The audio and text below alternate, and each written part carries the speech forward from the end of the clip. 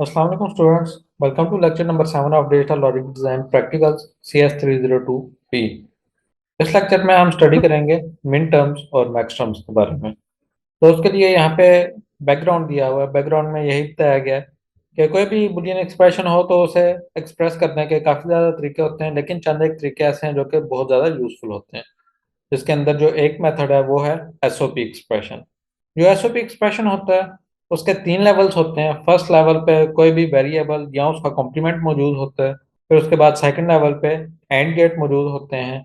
और फिर third level पे एक सिंगल और गेट मौजूद होता है। तो इस तरीके से जब भी कोई सर्किट बनेगा तो उसका जो एक्सप्रेशन होगा वो एसओपी एक्सप्रेशन होगा। यहाँ पे इसकी एग्जांपल दी हुई है।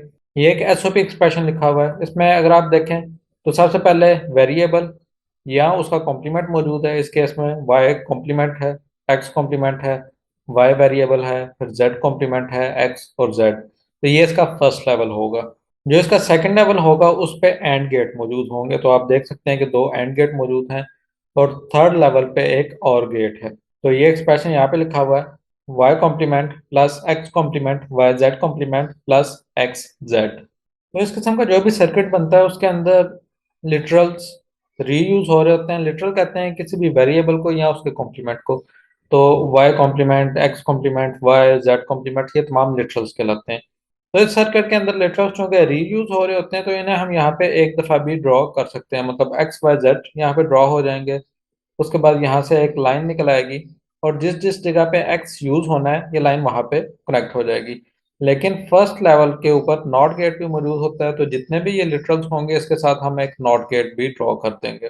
तो अब इस तरीके से जिस जगह पे एक्स नॉट कनेक्ट होना होगा वहां पे हम ये वाली लाइन कनेक्ट कर देंगे। यहाँ पे वाई कनेक्ट होना है ये डायरेक्ट लाइन इधर आ जाएगी।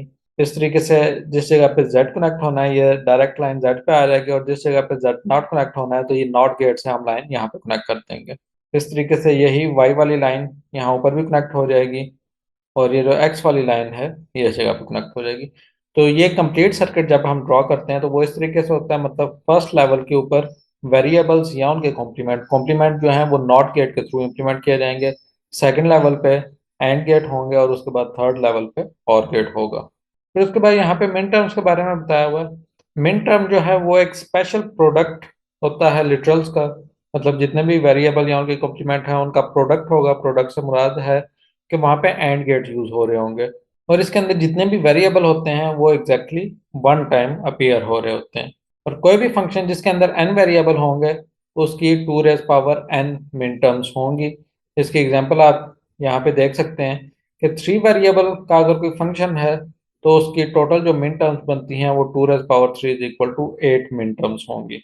और ये जो एट मिन टर्म्स होंगी इनके अगेंस्ट कोई ना कोई कॉम्बिनेशन बन रहा होगा जिसके अगेंस्ट ये मिन टर्म्स ट्रू होंगे। जिस तरीके से यहाँ पे उन्होंने बताया हुआ है कि ये तमाम कॉम्बिनेशन है जिनके अगेंस्ट डिफरेंट मिन टर्म्स वन होती हैं। अब इसको मैं थोड़ा सा समझाने की कोशिश करता हूँ आपको कि जब भी हम मिन टर्म की बात करेंगे तो हमारे पास इस तरीके से प्रोडक्ट टर्म मौजूद होगी। प्रोडक्ट टर्म का मतलब है कि यहाँ पे अगर आप देखें तो एंड ऑपरेशन हो रहा है।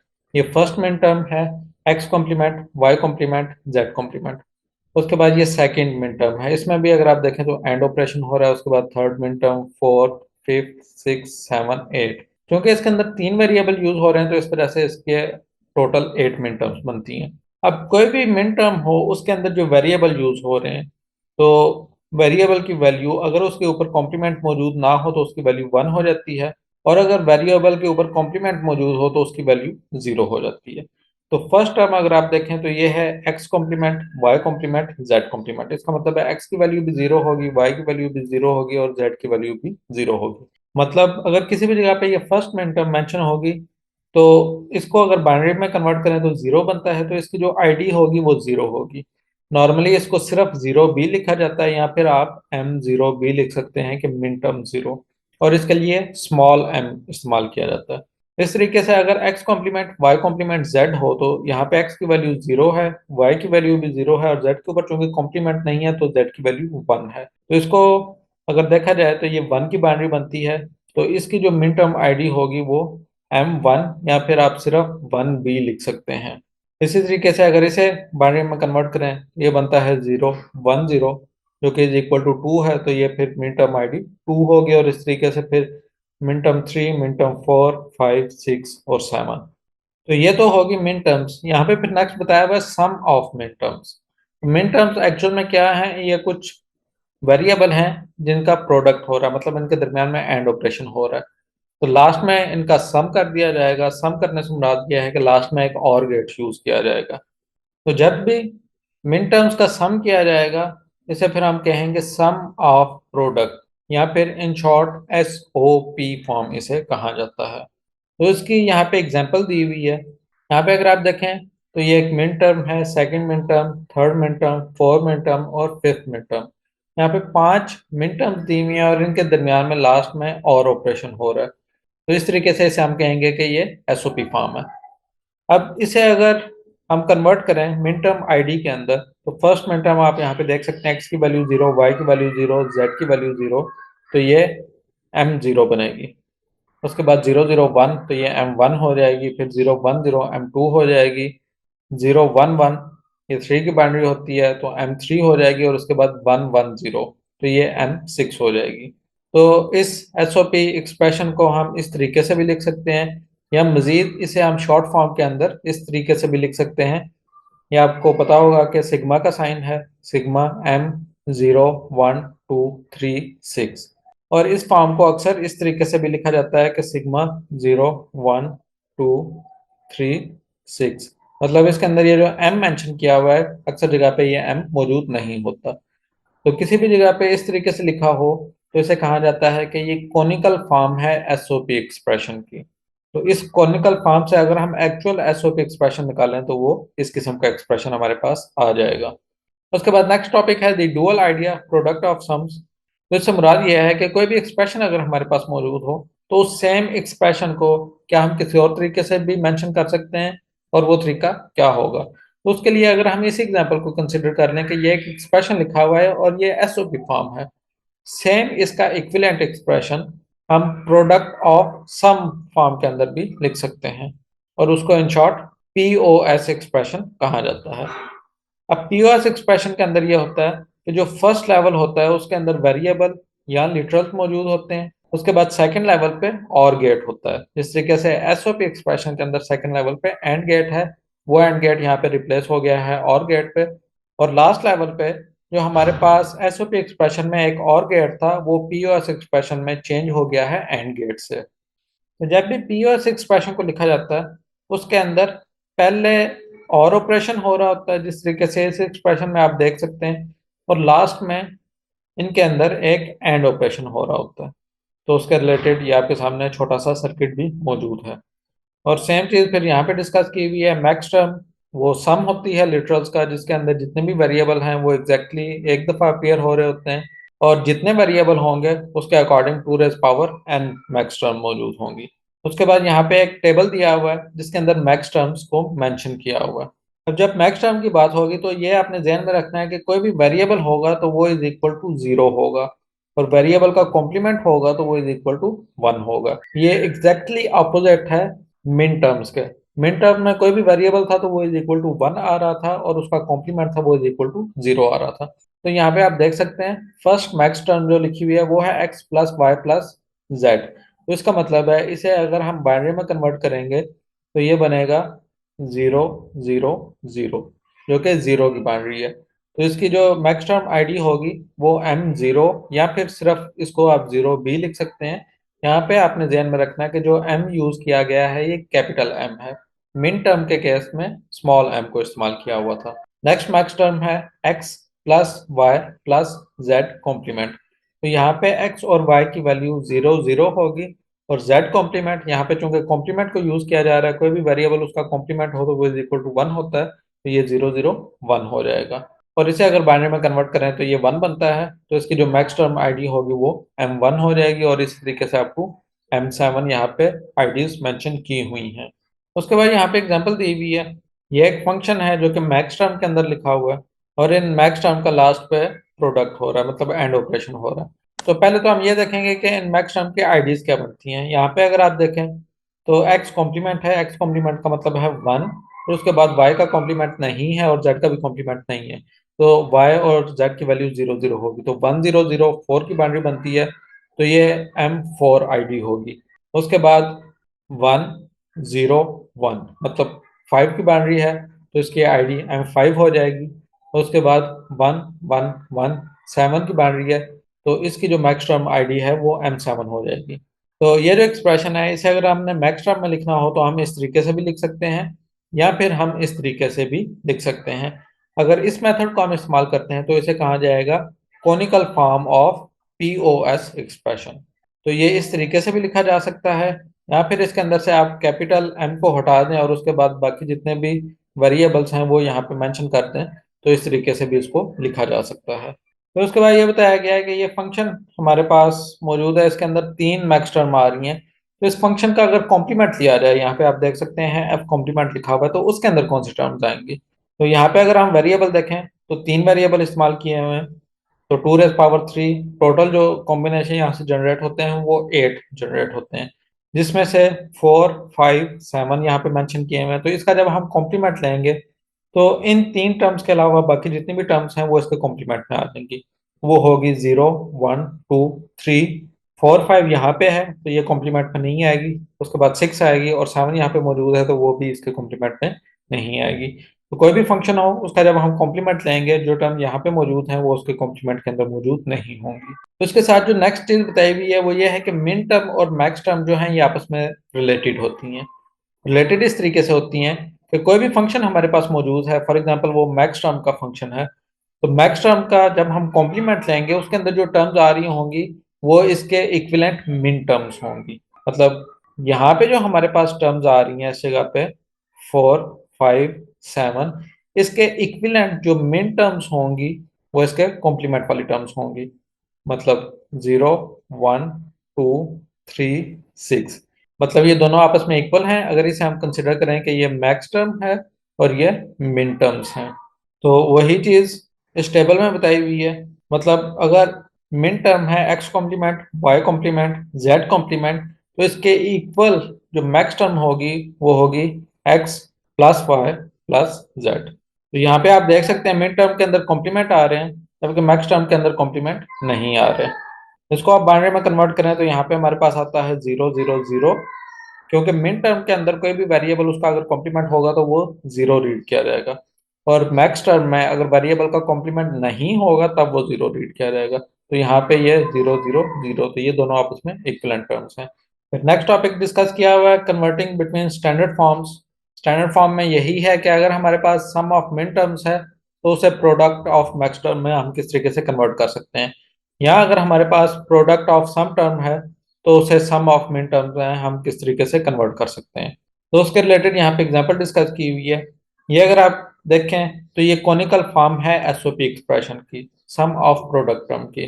तो इसे अगर मिन टर्म में हमने कन्वर्ट करना है तो इसका हम कॉम्प्लीमेंट ले लेंगे। तो कॉम्प्लीमेंट में वो टर्म्स अपीयर होंगी जो कि यहाँ पे मौजूद नहीं है। मतलब इस एक्सप्रेशन में अगर देखें तो 4 5 7 मौजूद नहीं है तो ये एफ के कॉम्प्लीमेंट में आ जाएगी। तो इनकी अगर मिन टर्म आईडी लिखी जाए तो वो बनता है M4 M5 M7। तो इस कंप्लीट का अगर दोबारा से कॉम्प्लीमेंट लिया जाए जो कि यहाँ पे लिया हुआ है, मतलब इस कंप्लीट के ऊपर कॉम्प्लीमेंट आ जाएगा। तो कॉम्प्लीमेंट में जो डिमॉर्गन लॉ होता है वो ये कहता है कि अगर हमारे पास और ऑपरेशन हो रहा है तो ये एंड ऑपरेशन में कन्वर्ट हो जाएगा, और जो कंप्लीट के ऊपर कॉम्प्लीमेंट होता है वो इंडिविजुअल कंपोनेंट्स पे कॉम्प्लीमेंट आ जाता है। तो आप यहाँ पे देख सकते हैं कि ये कंप्लीट पे कॉम्प्लीमेंट था तो यहाँ पे आ गया है M4 complement, M5 complement, M7 complement, और जो प्लस ऑपरेशन था वो कन्वर्ट हो गया है डॉट ऑपरेशन में। और जब M4 मतलब मिन टर्म 4 का कॉम्प्लीमेंट हम लेंगे तो वो कन्वर्ट हो जाएगा मैक्स टर्म 4 के अंदर। तो हमारे पास capital M4 dot capital M5 dot capital M7, ये हमारे पास इसका पीओएस एक्सप्रेशन आ जाएगा। और ये आप देख सकते हैं कि कॉनिकल फॉर्म लिखी हुई है पीओएस एक्सप्रेशन की। तो इस चीज़ को बिल्कुल सिंपल अल्फाज में मैं अगर आपको बताऊं तो वो तमाम टर्म्स जो कि मिन टर्म के एक्सप्रेशन में मौजूद नहीं होंगी वो उसके इक्विवेलेंट मैक्स टर्म होगी। तो ये दरमियान वाला ऑपरेशन अगर आप करना चाहते हैं तो आप कर सकते हैं, अदरवाइज इसको आप स्किप भी कर सकते हैं। इसके बाद इक्विवेलेंट आप यहाँ पे just conical form of POS expression भी लिख सकते हैं, मतलब डायरेक्ट 4 5 7 आप लिख दें, क्योंकि ये जो 4 5 7 टर्म्स हैं वो इस एसओपी एक्सप्रेशन के अंदर मौजूद नहीं है। फिर उसके बाद यहाँ पे एक लैब टास्क दिया हुआ है, लैब टास्क नंबर 1 है और इसके लिए ये एक ट्रुथ टेबल मौजूद है। इस ट्रुथ टेबल में 3 वेरिएबल हैं जो कि इस्तेमाल हो रहे हैं A B C, और फिर जो फोर्थ कॉलम है वो आउटपुट का कॉलम है। और क्वेश्चन ये है कि इस आउटपुट वाले कॉलम को देख के हमने ये दो स्टैंडर्ड फॉर्म्स लिखनी है। Conical form of SOP expression, ये जब भी साइन आएगा आपने याद रखना है कि ये कॉनिकल फॉर्म है एसओपी एक्सप्रेशन की। और दूसरा, उस टेबल को देख के हमने कॉनिकल फॉर्म लिखनी है पीओएस एक्सप्रेशन की। तो ये मैं आपको बता देता हूँ कि ये काम किस तरीके से किया जाएगा। इस टेबल में हमने देखना है कि आउटपुट वाले कॉलम में जिस जगह पे 1 आ रहा है ये वाली टर्म्स मौजूद होंगी एसओपी एक्सप्रेशन के कॉनिकल फॉर्म में। मतलब एसओपी एक्सप्रेशन की कॉनिकल फॉर्म में यहीं पे लिख देता हूँ, तो ये हो जाएगी 1, उसके बाद 2, उसके बाद इस जगह पे हमारे पास 4 आता है और उसके बाद 7 आ जाएगा। तो ये मैंने डायरेक्ट लिख दिया, लेकिन मैं आपको यहाँ पे थोड़ा सा बता देता हूँ कि अगर ये फर्स्ट 3 वेरिएबल देखें तो यहाँ पे लिखा हुआ है 0 0 1, तो ये बाउंड्री होती है 1 की, तो इस वजह से यहाँ पे मैंने 1 मेंशन कर दिया है। उसके बाद 0 1 0 ये बाउंड्री होती है 2 की, तो इस जगह पे मैंने 2 मेंशन कर दिया है। उसके बाद 1 0 0 4 की बाउंड्री होती है, यहाँ पे मैंने 4 मेंशन कर दिया है। और 1 1 1 ये 7 की बाउंड्री होती है, तो यहाँ पे मैंने 7 मेंशन कर दिया। तो आउटपुट वाले कॉलम में जिस जगह पे भी 1 आ रहा होगा वो हमारी एसओपी एक्सप्रेशन की मिन टर्म्स होंगी। फिर उसके बाद आउटपुट वाले कॉलम में जिस जगह पे 0 आ रहा है ये हमारे पीओएस एक्सप्रेशन की मैक्स टर्म्स होंगी। तो फर्स्ट इस जगह पे 0 आ रहा है, इसके अगेंस्ट जो बाउंड्री है वो अगर आप देखें तो 0 0 0 बनती है, तो यहाँ पे मैं 0 मेंशन कर दूंगा।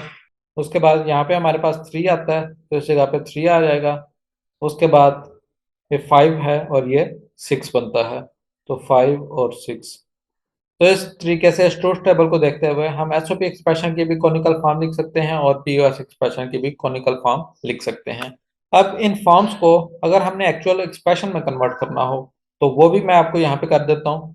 तो फर्स्ट पे अगर देखें तो यहाँ पे 1 बन रहा है, तो इसके लिए जो बाइनरी होगी वो होगी 0 0 1, और इसको अगर हम मिन टर्म में लिखेंगे तो ये हमारे पास आ जाएगा X complement Y complement Z. फिर उसके बाद प्लस 2 की बाइनरी बनती है हमारे पास 0 1 0, तो इसके लिए हमारे पास आ जाएगा X complement Y Z complement. फिर उसके बाद 4 है, तो 1 0 0 है, तो 1 के अगेंस्ट हम एक्स लिख देंगे, बाकी दोनों की वैल्यू 0 है, तो यहाँ पे वाई कॉम्प्लीमेंट जेड कॉम्प्लीमेंट आ जाएगा। और लास्ट पे 7 है, तो ये 1 1 1 है, तो यहाँ पे हमारे पास एक्स वाई जेड आ जाएगा। तो इस तरीके से इस कोनिकल फॉर्म को देख के हम एसओपी एक्सप्रेशन भी लिख सकते हैं। अब बात करते हैं पीओएस एक्सप्रेशन की। यहाँ पे जो फर्स्ट टर्म आ रही है वो है 0, तो इसे अगर बाइनरी में कन्वर्ट करें तो ये हमारे पास आएगी 0 0 0। फिर उसके बाद जो सेकंड टर्म है वो है 3, तो इसकी बाइनरी बनती है 0 1 1, फिर उससे नेक्स्ट है 1 0 1 और लास्ट पे है 1 1 0। तो इसका जब एक्सप्रेशन लिखेंगे तो फर्स्ट टर्म हमारे पास आ जाएगी x plus Y plus Z. Max term में आपने ख्याल रखना है कि ये जो वेरिएबल हैं यहाँ पे इनकी जो भी वैल्यूज है उसके दरमियान में प्लस का साइन आना है। और अगर वैल्यू 0 है तो इसके अगेंस्ट हमने वेरिएबल लिखना है, और अगर वैल्यू 1 होगी तो उसके अगेंस्ट हम वेरिएबल का कॉम्प्लीमेंट लिखेंगे। फर्स्ट टर्म लिखने के बाद यहाँ पे डॉट ऑपरेशन, उसके बाद हमारे पास आ जाएगा x plus Y complement plus Z complement. उसके बाद फिर एक डॉट ऑपरेशन और यहाँ पे फिर आ जाएगा x कॉम्प्लीमेंट, उसके बाद plus y plus Z complement, फिर प्लस का साइन और लास्ट में x complement plus y complement plus z। इस तरीके से इन टर्म्स को देखते हुए हम पीओएस एक्सप्रेशन लिख सकते हैं। तो आप देख सकते हैं कि ये एक्सप्रेशन मैंने यहाँ पे भी लिख दिया। उसके बाद नेक्स्ट चीज ये है कि जो मिन टर्म्स है उसका सर्किट डिजाइन करना है। एसओपी एक्सप्रेशन का कोई भी सर्किट होगा उसके लास्ट वाले लेवल पे एक और गेट होगा जो कि यहाँ पे मौजूद है, उससे प्रीवियस लेवल पे एंड गेट मौजूद होंगे। तो आप यहाँ पे देख सकते हैं 4 ही टर्म्स हैं, तो इस वजह से 4 एंड गेट यहाँ पे मौजूद हैं। उससे पीछे लिटरल या उसके वेरिएबल हमने लिखने होते हैं। तो फर्स्ट जो मिन टर्म है हमारे पास वो है 1। तो 1 की बाइनरी जिस तरह अभी थोड़ी देर पहले मैंने आपको बताई थी ये बनती है 0 0 1। तो इसको जब हम इस फर्स्ट गेट पे इंप्लीमेंट करेंगे तो यहाँ पे हमारे पास आ जाएगा x complement y complement z। इस तरीके से सेकंड हमारे पास टर्म है 2, तो इसकी बाइनरी होती है 0 1 0, तो 0 से मुराद है x कॉम्प्लीमेंट, 1 से मुराद है y और फिर उसके बाद z कॉम्प्लीमेंट। इसी तरीके से यहाँ पे हमारे पास x y कॉम्प्लीमेंट और z कॉम्प्लीमेंट आ जाएगा, और यहाँ लास्ट में हमारे पास x y z आ जाएगा। तो इस तरीके से हम इस एक्सप्रेशन को इस सर्किट पे भी इम्प्लीमेंट कर सकते हैं। उसके बाद नेक्स्ट क्वेश्चन है कि जो हमारे पास एक्सप्रेशन गिवन था उसे हमने मैक्स टर्म में कन्वर्ट करना है। तो जो भी पीओएस एक्सप्रेशन होता है उसमें लास्ट पे एक एंड गेट होता है जो कि यहाँ पे मौजूद है, उससे प्रीवियस लेवल पे और गेट होते हैं जो कि यहाँ पे मौजूद हैं, और उससे पीछे लिटरल या उनके कॉम्प्लीमेंट होते हैं। तो टर्म्स अगर आपको याद हो तो हमारे पास मैक्स टर्म का जो एक्सप्रेशन था उसमें आ रहा था 0, 3, 5, 6। तो सबसे पहले यहाँ पे 0 इम्प्लीमेंट करना है। 0 के लिए हम यहाँ पे इम्प्लीमेंट कर देंगे x, y, z। ये 3 वेरिएबल हमने अप्लाई किए हैं, उस पर और ऑपरेशन हो रहा है, तो इसका मतलब है यहाँ पे हमारे पास आउटपुट आ जाएगी x+y+z। उसके बाद हमने 3 इस जगह पे इम्प्लीमेंट करना है। 3 की बाइनरी है 0, 1, 1, और 0 को अगर हम मैक्स टर्म में जब मेंशन करेंगे तो यहाँ पे हमारे पास आ जाएगा x, और 1 के लिए y कॉम्प्लीमेंट और z कॉम्प्लीमेंट। इस तरीके से 5 है, मतलब 1, 0, 1 है, तो इसके लिए हम यहाँ पे लिख देंगे x कॉम्प्लीमेंट, y और z कॉम्प्लीमेंट, और उसके बाद लास्ट पे 6 है, मतलब 1, 1, 0। तो यहाँ पे हमारे पास आ जाएगा x कॉम्प्लीमेंट, y कॉम्प्लीमेंट और लास्ट पे z। तो इस तरीके से हम पीओएस एक्सप्रेशन को भी सर्किट में कन्वर्ट कर सकते हैं। फिर उसके बाद लैब टास्क 2 है 3 इनपुट बुलियन फंक्शंस। जो एक्सप्रेशन हमें ऊपर दिया गया है उसको सिंप्लीफाई करना है बाय यूजिंग के मैप, और के मैप के थ्रू सिंप्लीफाई करने के बाद ये ट्रुथ टेबल हमने फिल करना है। तो के मैप का टॉपिक हमने लास्ट लेक्चर में डिस्कस किया है, होप सो कि आपने वो वीडियो देखी होगी। तो उस टेक्निक को यूज करते हुए आप इस एक्सप्रेशन को सिंप्लीफाई कर लीजिएगा, और उसके बाद आपने ये टेबल फिल करना है। मैं ये टास्क यहाँ पे परफॉर्म नहीं कर रहा क्योंकि ऑलरेडी ये जो वीडियो है ये काफ़ी लेंथी है, और आगे चंद हमारे टास्क रहते हैं। तो सिंप्लीफिकेशन वाला टास्क आप खुद कर लीजिएगा। अगर आपसे ना हुआ तो कमेंट कीजिएगा, मैं इसके रिलेटेड एक अलग से वीडियो बना दूंगा। उसके बाद लैब टास्क नंबर 3 है 4 इनपुट बुलियन फंक्शन। जो पहले हमने किया है उसके अंदर जो वेरिएबल इस्तेमाल हुए थे वो 3 थे, यहाँ पे 4 वेरिएबल इस्तेमाल किए हुए हैं। और यहाँ पे हमें कॉनिकल फॉर्म दी हुई है एसओपी एक्सप्रेशन की, और इसके अंदर जो टर्म्स आ रही हैं वो हैं 6, 8, 9, 10, 11, 12, 13, 14। तो यहाँ पे टास्क ये है कि उन्होंने ये एक सर्किट दिया हुआ है जो कि आप देख सकते हैं एसओपी एक्सप्रेशन का। यहाँ पे एंड गेट मौजूद है, लास्ट पे और गेट मौजूद है, और उससे पीछे ये जो टर्म्स हमें दी हुई है इसके अकॉर्डिंग हमने यहाँ पे वेरिएबल मेंशन करने हैं। तो टेक्निक वही है। मैं यहाँ पे फर्स्ट 3 टर्म्स मेंशन कर देता हूँ, बाकी होप सो आप खुद कर लेंगे। सबसे फर्स्ट नंबर पे 6 लिखा हुआ है, लेकिन अब आपने ध्यान में रखना है कि जो वेरिएबल इस्तेमाल हो रहे हैं वो 4 वेरिएबल है। तो अगर 6 को मैं बाइनरी में कन्वर्ट करूंगा तो ये बन जाएगा 0, 1, 1, 0। उसके बाद 8 को कन्वर्ट करूंगा तो ये हो जाएगा 1, 0, 0, 0। 9 को अगर मैं कन्वर्ट करता हूँ तो ये हो जाएगा 1, 0, 0, 1। 10 के लिए इस तरीके से 1, 0, 1, 0 होता है, और आगे आप कर लीजिएगा। तो अब ये फर्स्ट टर्म यहाँ पे लिखी हुई है, ऐसे अगर मैं वेरिएबल में कन्वर्ट करूँ, यहाँ पे आप देख सकते हैं जो वेरिएबल इस्तेमाल हुए हैं वो हैं ABCD। तो ये हो जाएगा A कॉम्प्लीमेंट, उसके बाद B, C, D कॉम्प्लीमेंट, फिर उसके बाद प्लस का साइन। 1 जो है इसके लिए हम यहाँ पे A लिख देंगे, बाकी तीनों 0 हैं तो उसके लिए B complement, C complement, D complement आ जाएगा। इस तरीके से यहाँ पे A, B complement, C complement, D, और उसके बाद आगे आप मजीद खुद कर लीजिएगा। अब इसको जब हमने यहाँ पे अप्लाई करना है तो हमारे पास A कॉम्प्लीमेंट, B, C और फोर्थ इनपुट हो जाएगी D कॉम्प्लीमेंट। यहाँ पे हमारे पास फिर A, B complement, C complement और D कॉम्प्लीमेंट आ जाएगा, और इस तरीके से यहाँ पे A, B complement, C complement और D आ जाएगा। मजीद आप आगे से कर सकते हैं। तो ये जब कंप्लीट टास्क हम कर लेंगे उसके बाद लैब टास्क नंबर 4 दिया हुआ है। इस एक्सप्रेशन को सिंप्लीफाई करना है बाय यूजिंग के मैप, और उसके रिलेटेड हमने ये ट्रूथ टेबल फिल करना है जो कि यहाँ पे दिया हुआ है। सेम इस एक्सप्रेशन को हमने लास्ट लेक्चर के अंदर सिंप्लीफाई किया था बाय यूजिंग के मैप। तो वो वीडियो आप देख सकते हैं, उसके अंदर सेम एक्सप्रेशन को सिंप्लीफाई किया हुआ है और कंप्लीट डिटेल्स किया हुआ है। लेकिन फिर भी अगर आपको कोई कंफ्यूजन हो तो कमेंट कीजिएगा, मैं इसके रिलेटेड भी वीडियो बना दूंगा। फिर उसके बाद लैब टास्क नंबर 5 है simplify and implement using electronic work bench the following function. इस फंक्शन को हमने सिंप्लीफाई करना है और इम्प्लीमेंट करना है, और इसके लिए हमने इलेक्ट्रॉनिक वर्क बेंच का सॉफ्टवेयर इस्तेमाल करना है। तो वो सॉफ्टवेयर तो काफ़ी ज़्यादा आसान है, आपने पहले भी इस्तेमाल किया हुआ है। उसमें हमने ये करना है कि ये जो एक्सप्रेशन होगा इसे हम लॉजिक कन्वर्टर में लिख देंगे।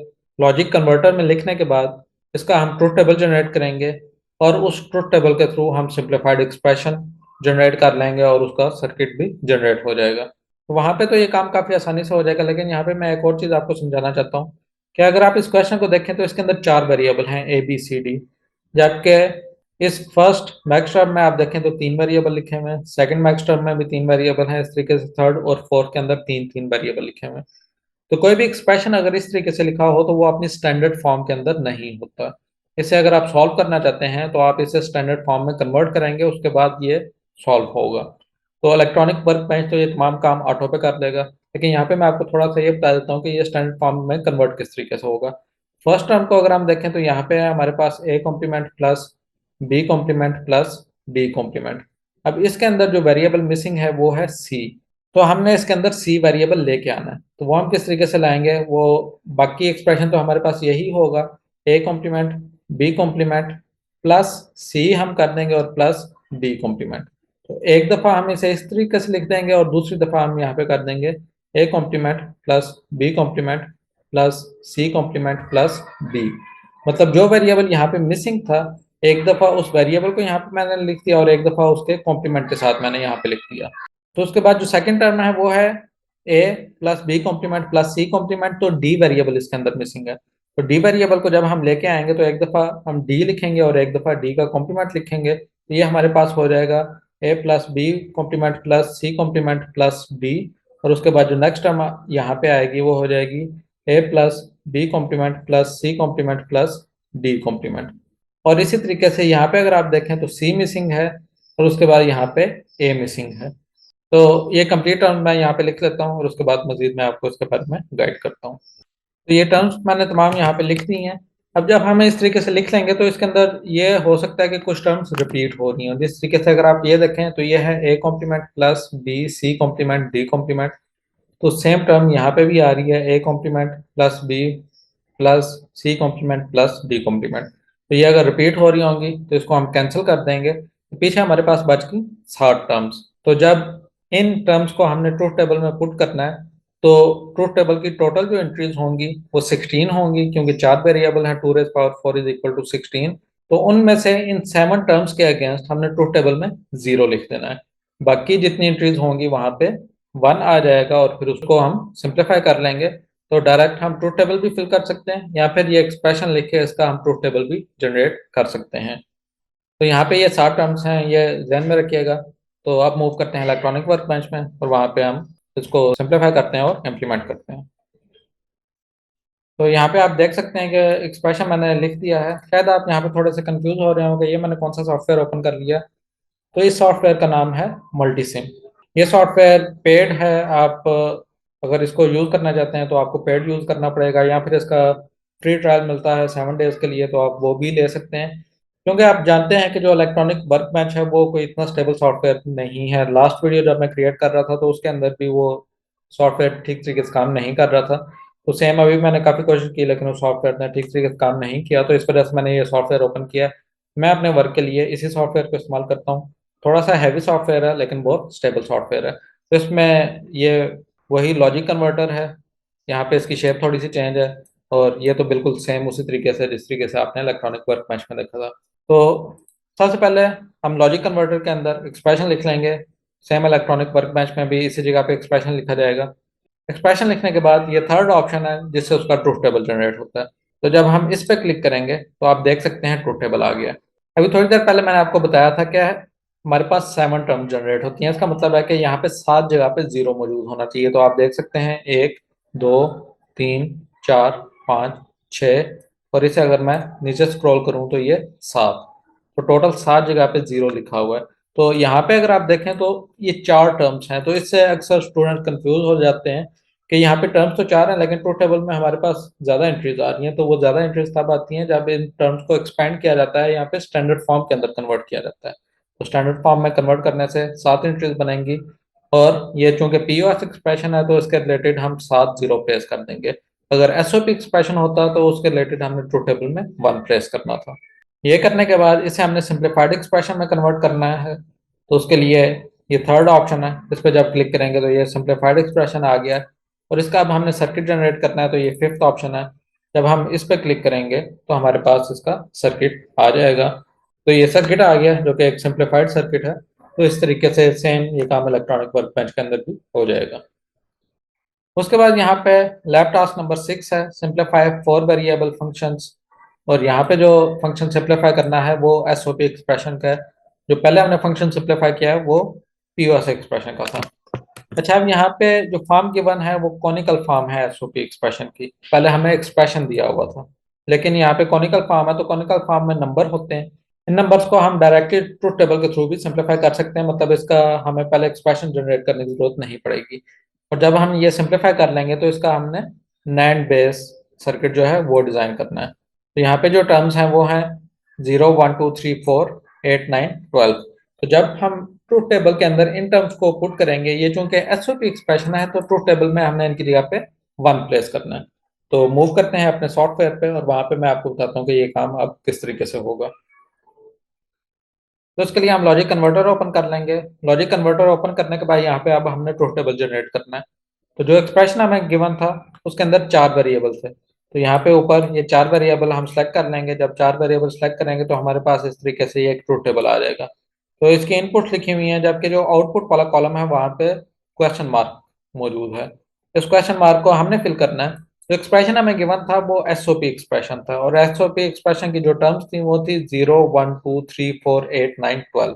तो इन तमाम जगह पे यहाँ पे मैं 1 प्लेस कर दूंगा, क्योंकि एसओपी एक्सप्रेशन के अगेंस्ट हम 1 प्लेस करते हैं। तो 0, 1, उसके बाद 2, 3 टर्म भी थी और इस तरीके से 4 भी थी। उसके बाद 8 पे हम 1 प्लेस कर देंगे, 9 पे हमारे पास 1 आ जाएगा और 12 पे 1 आ जाएगा। अब बाकी जितनी ये टर्म्स हैं, यहाँ पे क्वेश्चन मार्क है, इस जगह पे हमने 0 कर देना है। तो हम क्लिक करते जाएंगे और इस जगह पे 0 प्लेस हो जाएगा। वैसे इस जगह पे हमारे पास डोंट केयर कंडीशन पुट करने का भी ऑप्शन मौजूद है। अगर हम एक और दफ़ा क्लिक करें तो आप देख सकते हैं कि एक्स आ गया, जो कि डोंट केयर कंडीशन को शो कर रहा है। लेकिन हमें चूंकि डोंट केयर कंडीशन यहाँ पे दी नहीं हुई, ये जस्ट आपकी इंफॉर्मेशन के लिए मैंने बताया, तो इस जगह पे हमने 0 ही प्लेस करना है। ये ट्रूथ टेबल में हमने ये तमाम एंट्रीज प्लेस कर दी जो कि हमें गिवन थी, और इस ट्रूथ टेबल से हम सिंप्लीफाइड एक्सप्रेशन जनरेट कर लेंगे जो कि हमारे सामने आ गया। और अब इस एक्सप्रेशन का हमने नैंड बेस्ड गेट सर्किट बनाना है। तो उसके लिए ये 6th ऑप्शन है, इस पर क्लिक करेंगे तो सर्किट जनरेट हो जाएगा। तो ये आप देख सकते हैं कि नैंड बेस्ड गेट सर्किट जो है वो हमारे सामने आ गया है। उसके बाद यहाँ पे लास्ट टास्क है, task number 7, draw a logic diagram that implement the following function. और अभी यहाँ पे जो एक्सप्रेशन दिया हुआ है ये कॉनिकल फॉर्म है पीओएस एक्सप्रेशन की। इस सिंबल से आप अंदाजा लगा सकते हैं कि ये पीओएस एक्सप्रेशन होगा। और यहाँ पे जो टर्म्स हैं वो हैं 0, 1, 2, 3, 4, 8, 9, 12। मतलब सेम पहले वाले टर्म्स हैं, लेकिन पीओएस एक्सप्रेशन है। तो पीओएस एक्सप्रेशन में जब ये टर्म हम ट्रूथ टेबल में प्लेस करेंगे वहां पे हमने 0 लिखना है, और बाकी तमाम एंट्रीज 1 हो जाएंगी। तो मूव करते हैं अपने सॉफ्टवेयर पे। यहाँ पे ये सर्किट मौजूद है, इसी का मैं ये ट्रूथ टेबल ओपन कर रहा हूँ। तो इसमें जिस जगह पे 1 मौजूद है यहाँ पे अब मैं 0 कर दूंगा, क्योंकि पीओएस एक्सप्रेशन की जो टर्म दी हुई थी वो सेम यही वाली थी।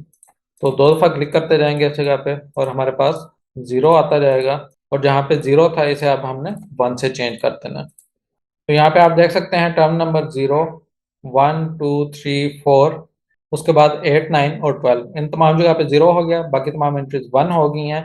और यहाँ पे जो क्वेश्चन है उसके अंदर नैंड बेस्ड गेट सर्किट नहीं कहा गया, बल्कि एक सिंपल सर्किट ड्रॉ करना है। तो इसको पहले तो हम सिंप्लीफाई कर लेंगे। हमारे पास एक सिंप्लीफाइड एक्सप्रेशन आ गया, और इसका अब मैं सर्किट डिज़ाइन कर लूँगा। तो ये सर्किट हमारे सामने आ गया, यहाँ पे मैंने आपके सामने प्लेस कर दिया है। और इस सर्किट के साथ ही हमारी आज की ये वीडियो एंड होती है। थोड़ी लेंथी वीडियो हो गई थी, लेकिन चीज़ें इंपॉर्टेंट थी, इस वजह से थोड़ा डिटेल से बताना पड़ा। ये तमाम टॉपिक्स आपके थ्योरी वाले सब्जेक्ट के अंदर भी हैं और पेपर पॉइंट ऑफ व्यू से इंपॉर्टेंट भी हैं। उम्मीद करता हूँ कि आपको ये वीडियो पसंद आई होगी। इस वीडियो को लाइक ज़रूर कर दीजिएगा, और इस चैनल पे अगर आप न्यू हैं तो इस चैनल को सब्सक्राइब कर दें और साथ ही बेल आइकन प्रेस कर दें, ताकि आने वाली तमाम वीडियोस की नोटिफिकेशन आपको मिलते रहें। मिलेंगे इंशाल्लाह नेक्स्ट वीडियो में, तब तक अपनी दुआओं में याद रखिएगा। अल्लाह हाफिज़।